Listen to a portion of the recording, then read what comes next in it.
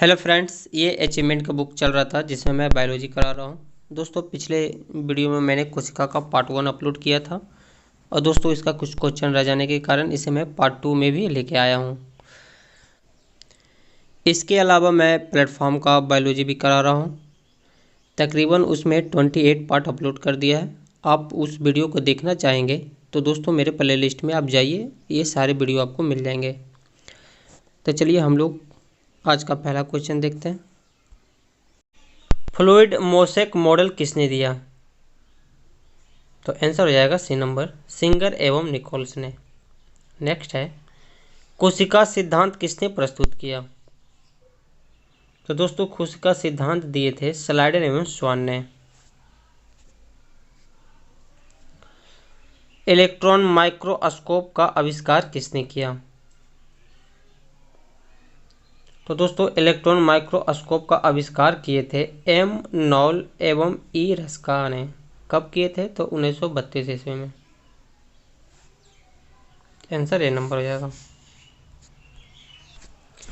सबसे छोटी कोशिका कौन सी है? शुतुरमुर्ग का अंडा, तंत्रिका कोशिका या माइकोप्लाज्मा? दोस्तों मैंने पिछले वीडियो में इसके बारे में बताया था जब मैं कोशिका का पार्ट 1 करा रहा था। तो दोस्तों मैं बोला था कि माइकोप्लाज्मा सबसे छोटी कोशिका होती है, लेकिन शुतुरमुर्ग का अंडा सबसे बड़ा कोशिका होता है। सबसे छोटी पूछी है तो आंसर हो जाएगा सी नंबर। लेकिन तंत्रिका कोशिका जो होता है शरीर की सबसे लंबी सेल होती है। सबसे लंबी होती है तंत्रिका कोशिका, सबसे बड़ा होता है शुतुरमुर्ग का अंडा और सबसे छोटा होता है माइकोप्लाज्मा। डीएनए के एक न्यूक्लियोटाइड में होता है, तो दोस्तों इसमें होता है शर्करा, नाइट्रोजनी क्षार एवं फास्फेट। 36 नंबर क्वेश्चन है, किस अवस्था में डीएनए का संश्लेषण होता है? तो दोस्तों ये होता है संश्लेषण एस फेज में। विभाजन की किस अवस्था में केंद्रक झिल्ली गायब हो जाती है? मेटाफेज, प्रोफेज, एनाफेज या फिर टेलोफेज? तो दोस्तों ये केस देखने को मिलता है मेटाफेज में। कौन सी अवस्था सबसे छोटी है? तो दोस्तों ये होगी मेटाफेज। किस अवस्था में सेंट्रोसोम विभाजित होता है? 39 नंबर क्वेश्चन है, तो दोस्तों ये हो जाएगा एनाफेज। दोस्तों जब इसकी थ्योरी आप पढ़ेंगे तो ये आपको बारीकी से पता चलेगा कि क्या हो रहा है। शायद आपको अभी समझ में नहीं आ रहा होगा, मैं जब थ्योरी दूंगा इसका तो आपको सब पता चल जाएगा। फिलहाल क्वेश्चन हम करा रहे हैं तो क्वेश्चन देख लीजिए आप। समसूत्री विभाजन के फलस्वरूप मातृ कोशिका मतलब मदर सेल से कितनी पुत्री कोशिका का निर्माण होता है? तो दोस्तों इसका निर्माण होता है 2। आंसर हो जाएगा ए नंबर। नेक्स्ट है, समसूत्री विभाजन में पुत्री कोशिका में गुणसूत्रों की संख्या मातृ कोशिका में उपस्थित गुणसूत्रों की संख्या की क्या होती है? तो दोस्तों ये होती है बराबर। अर्धसूत्री विभाजन किसमें देखने को मिलता है? तो दोस्तों ये होता है जनन कोशिकाओं में। क्रॉसिंग ओवर होता है। तो मियोसिस में कोशिका क्रॉसिंग ओवर करके विभाजित होते हैं। शुक्राणु एवं अंडाणु का निर्माण कहाँ पे होता है? तो दोस्तों इसका निर्माण होता है मियोसिस द्वारा।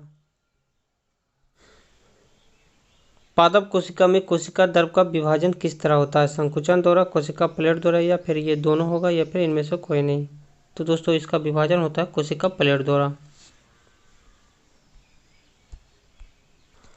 कौन सा कोशिकांग केवल पादप कोशिका में पाया जाता है, यानी कि पेड़ पौधे के सेल में पाया जाता है, जंतु कोशिका में एब्सेंट होता है? तो कोशिका भित्ति प्रेजेंट होता है, लवक भी प्रेजेंट होता है और रिक्तिकाएं भी प्रेजेंट होता है, यानी कि आंसर हो जाएगा डी नंबर। फूलों और फल को विभिन्न प्रकार के आकर्षक रंग प्रदान करता है? तो दोस्तों ये प्राप्त करता है क्रोमोप्लास्ट के कारण। पत्तियों को हरा रंग प्रदान करता है, ये तो आपको पता होगा, क्लोरोप्लास्ट उसमें प्रेजेंट होता है इसलिए वो हरा होता है और इसी के कारण वे अपना भोजन भी बनाते हैं सूर्य से प्रकाश प्राप्त करके।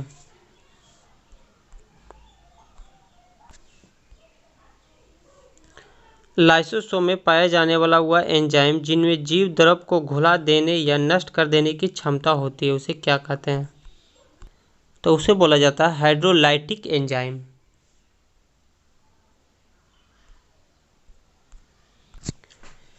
निम्नलिखित में से किसने यह मूल अवधारणा प्रस्तुत की थी कि सभी जीव कोशिकाओं के बने होते हैं? तो ऑप्शन है आपके सामने दोस्तों, ये बोले थे सलाइडन एवं स्वान ने, यानी कि 2 और 4 हो जाएगा। तो आप देख लीजिए ऑप्शन में डी नंबर में। कौन सा कोशिकांग प्रोटीन संश्लेषण में प्रमुख भूमिका निभाता है? लाइसोसोम एवं सेंट्रोसोम, एंडोप्लाज्मिक रेटिकुलम एवं राइबोसोम, गोल्जी उपकरण एवं माइटोकॉन्ड्रिया, लास्ट में आपका लाइसोसोम एवं माइटोकॉन्ड्रिया। तो आंसर हो जाएगा एंडोप्लाज्मिक रेटिकुलम एवं राइबोसोम।